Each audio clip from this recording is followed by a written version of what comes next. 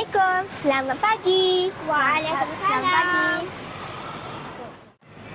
Iris, kenapa muka kau macam risau je? Aku risau. Ramadan dah nak dekat. Tapi puasa ganti aku belum habis lagi ni.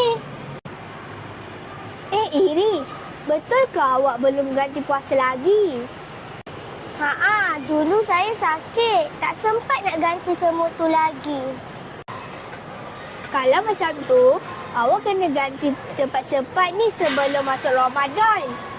Sebab puasa ganti ni wajib untuk diselesaikan dulu kalau kita mampu. Oh, orang Islam kalau tak puasa kena ganti sebelum Ramadan. Ya. Ya, betul. Kalau ada sebab-sebab yang tertentu, macam sakit atau musafir. Terima kasih korang. Lepas ni saya akan ganti sebelum Ramadan. Bagus tu. Jom kita sama-sama bersedia untuk menyambut Ramadan. Selamat menyambut Ramadan kawan-kawan. Selamat menyambut Ramadan semua.